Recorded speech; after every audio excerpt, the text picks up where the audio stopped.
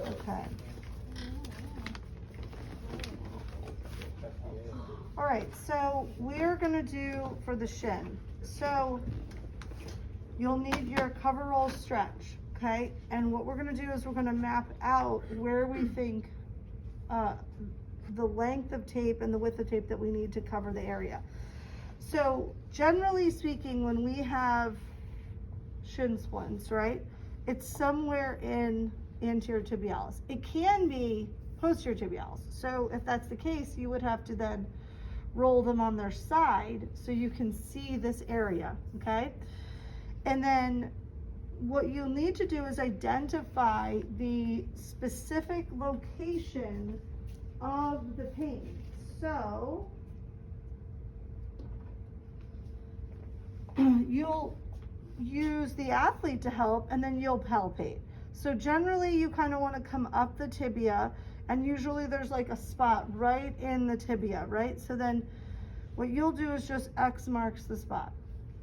And then what you need to do is kind of come laterally, because you have to now find the border, the edge of where the involvement is. How inflamed is all the surrounding tissue?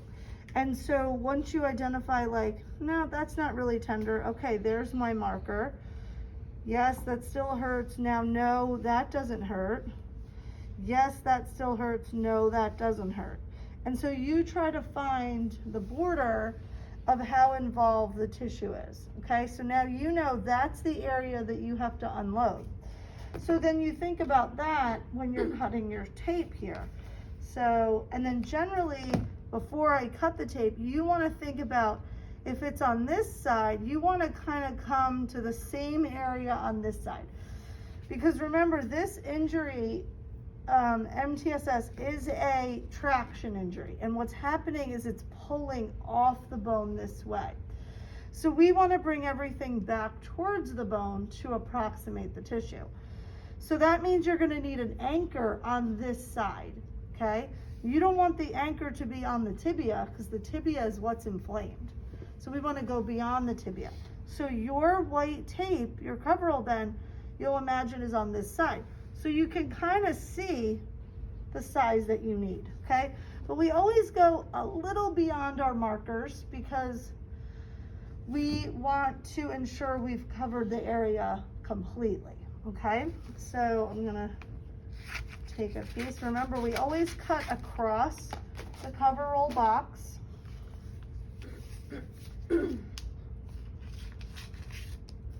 And then we always cut our edges.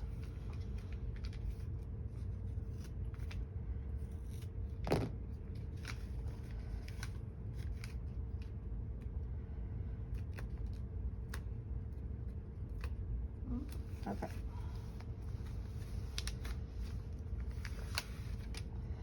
Okay, so we would have sprayed the area. If they have any allergy, we would use the skin prep to create that medium. But now we're going to put the tape right over the zone.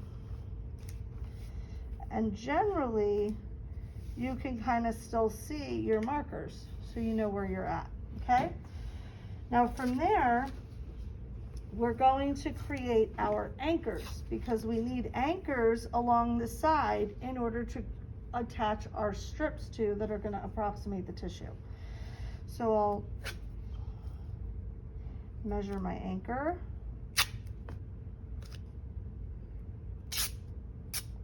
Okay, when I split the edge, now there's a nice sharp edge and there's a little rough edge. I tend to keep the rough edge towards the inside. I don't think it does anything necessarily to the tape, it just looks cleaner. So now we need to create our unload strips, okay? So what you're gonna do is this. You're gonna cut it in half.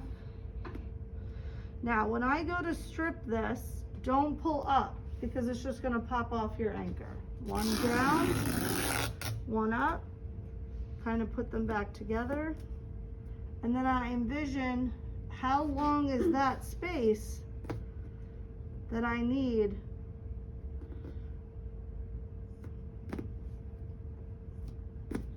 and then you kind of get an idea of how many you'll need to complete your unload. So from there, we're going to do the unload procedure. We're going to put the first piece down on the anchor and I'll hold our thumb. I'm going to go and approximate the other tissue. So I'm like pinching it and lifting it towards my own hand, okay?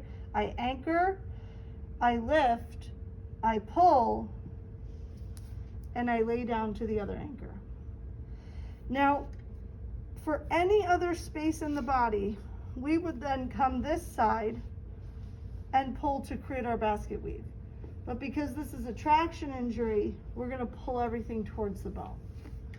So that means we're going to go here, lift. So we still get our basket weave, but everything's going in the same direction. Now I'm going to anchor 50% to the one below that was going in the same direction. Anchor, approximate, lift. Can you start to see how it's wrinkling under there? This is when a wrinkle is good because this means I'm approximating the tissue. 50% to the one that went in the same direction, lift and pull. 50% in the same direction. And you see how you can get kind of quick at that. Okay, make sense? Just needed a few more. So it's cut it down the middle, put them kind of back together. Probably about 2 more, and then I'll need to re-anchor. 50%, thumb, lift, you see what I'm doing? Squeezing. So we get that nice wrinkling effect all the way up. And what's amazing about the unload is that you could have pain literally walking but without the tape, and then no pain with the tape. That's how powerful this tape is. So now I have some extra for my anchors. I'm going to re-anchor all of those strips, okay?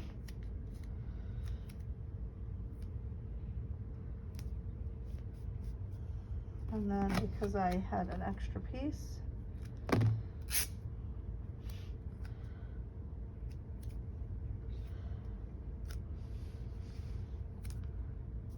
okay, so there is my unload. So then what we're going to do to support the rest of the leg is we're going to do a light plast wrap, okay? Now in some instances, some athletes are like less is more. This is fine, they don't need any more. But you know, when you unload and wrap the whole rest of the leg, you're going to get more support. That's going to last. So you're going to tell them that you respectfully would like to wrap the rest of their leg. Okay, because I don't want to come out in the middle of the game and say that this has fallen off because you're an excessive sweater. So in that case, I would have probably double sprayed, right? In thinking that they might balk on my light plast wrap. But we really do want to wrap this because it's so much more. Look at how long the leg is, right? We have more tissue here, so you're going to get better support.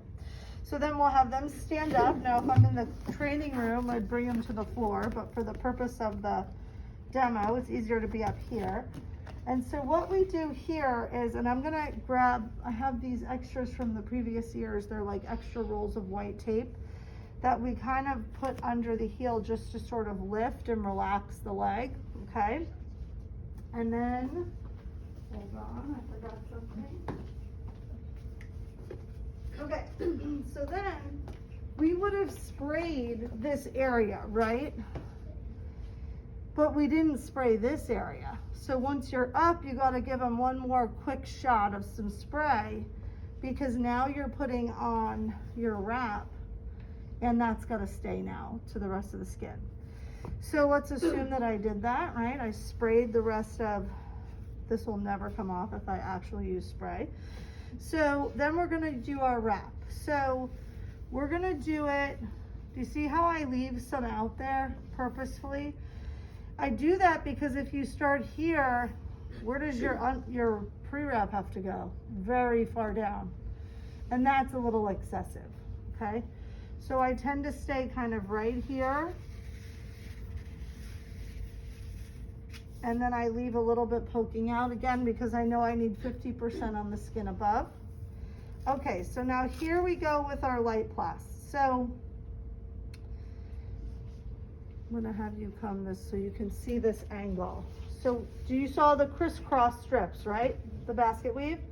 You're gonna create a basket weave with your light plast.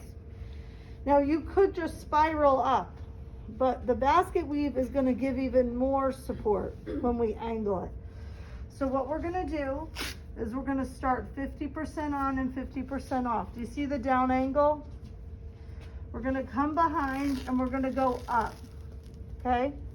You see how there's no flap sticking out? We're gonna go down. We're gonna go up, down, up, down, up, down, up. I got to her skin, right? So now I finish. But what I'm not gonna do is finish medially, because if she takes her shoe and she scrapes it, that's why I always say to you guys, finish on top or laterally most of the time. So we've got that.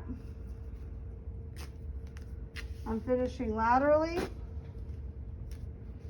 Turn so she can see it on the camera. And then I close that, okay? And she's ready to go. But you see the basket weave effect. 50% overlap, up, down, and just alternate that direction. It's not wrong to do a spiral. It's just, this tends to have a little bit more, okay? Okay.